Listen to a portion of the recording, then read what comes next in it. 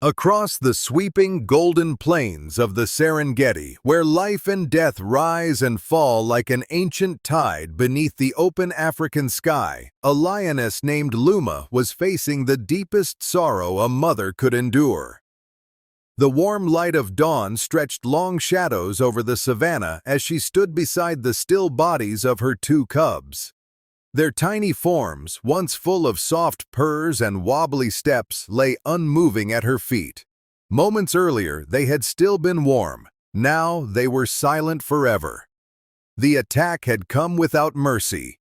Three enormous male lions, outsiders with thick dark manes and unforgiving territorial hunger, had stormed through her small family like a violent thunderstorm. Their roars had split the morning air, and before Luma could defend her little ones, the males had done what nature's cruel laws allowed them to do.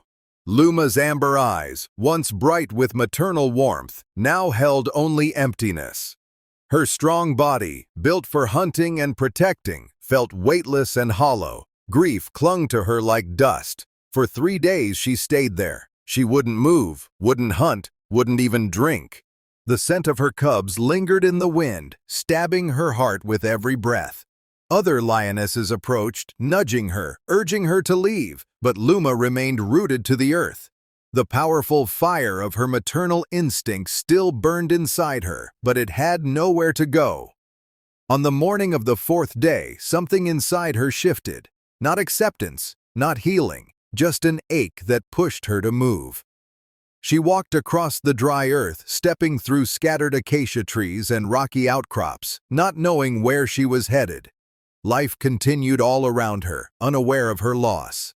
Zebra foals trotted beside their mothers. Gazelle calves darted through the grass. Even elephant herds marched protectively around their babies. Everywhere Luma looked, she saw what she no longer had. But behind a weathered boulder near a lonely acacia, another small tragedy was unfolding. A 4-month-old baboon named Timo sat alone, crying helplessly. His golden-brown fur was dusty, his little limbs trembling, and his round eyes wet with tears.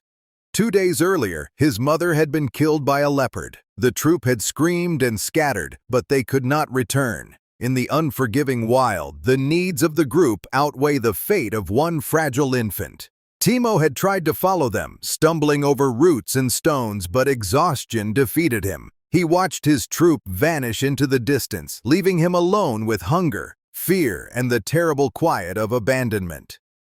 Now he cried into the empty morning, each sound a desperate plea. And the wind carried that plea directly to Luma. At first, she thought it was a wounded antelope. Her hunting instincts twitched, but something in the sound made her freeze. It wasn't the cry of prey. It was the cry of a child. A cry painfully similar to the voices she would never hear again. Luma approached the boulder cautiously. The scent of baboon reached her nose, sharp, frightened, trembling. But beneath it was something deeper. Loneliness, loss, and the fragile hope that someone might come. When she stepped around the rock and saw Timo for the first time, her heart clenched. The tiny baboon huddled against the stone, weak cries slipping from his dry throat. According to nature's rules, the moment should have ended quickly.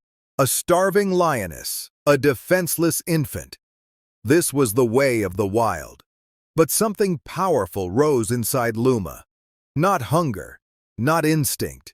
Something older, stronger, and rooted in love. The sound of Timo's cry struck the same chord in her heart that her own cubs once had. Something inside her refused to let him suffer. Timo sensed her presence and looked up, expecting death. But what he saw in her eyes wasn't the hunger of a predator. It was the grief of a mother. Instead of fleeing, he lifted his tiny hands toward her. Luma stepped closer. With enormous care, she picked him up in her jaws, not with the crushing force meant for prey, but with the same gentle precision she once used with her cubs. Timo trembled, but soon the warmth of her fur and the steady thrum of her heartbeat calmed him. She placed him on her back, right between her shoulder blades, a space once reserved for her cubs. And for the first time in days, her heart felt something other than pain. The days that followed were difficult. Luma didn't know how to care for a baboon. When Timo cried from hunger, she offered meat.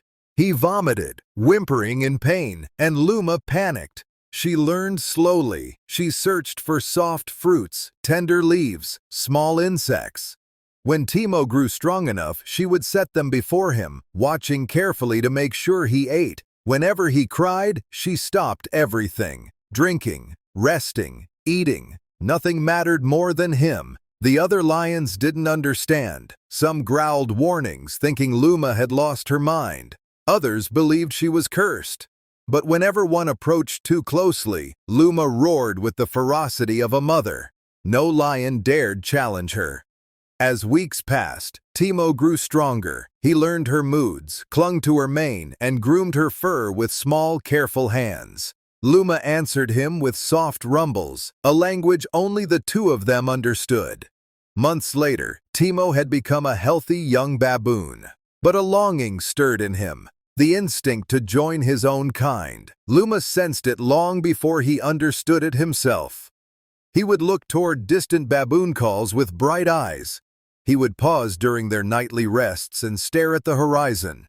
Letting him go would break her heart, but keeping him would break his life. One morning, the chatter of a large baboon troop echoed through the trees. Timo immediately straightened on Luma's back, every part of him alert and hopeful. Luma swallowed the ache rising in her chest. She walked to an open clearing, lowering her body so Timo could climb down. He didn't run to them. He turned back first. He touched her face, grooming her with soft, deliberate motions. A farewell, a thank you, a promise never to forget. Luma licked him in return, her heart trembling. Every stroke carried her love, her blessing, her silent goodbye. Finally, Timo stepped toward the voices of his own kind. Each step seemed heavy, torn between the mother he loved and the life he needed. Luma watched until he disappeared into the bushes. But the story didn't end there. In the weeks that followed, Timo returned to see her, from a distance, safely perched in a tree. He never came close, but their eyes always met. Both knew, both remembered. In time, Luma found acceptance in a new pride. The silver-maned leader saw something wise and unbreakable in her, something shaped by love. When Luma eventually had new cubs, she understood what her journey with Timo had taught her. That motherhood is not defined by species or blood. That love sometimes means letting go, and that the heart of a mother has room for every creature who needs its warmth. Across the savannah, the tale of Luma and Timo became a legend passed from generation to generation. A reminder that compassion can cross every boundary, turn fear into family, and rise above even the strongest instincts of the wild.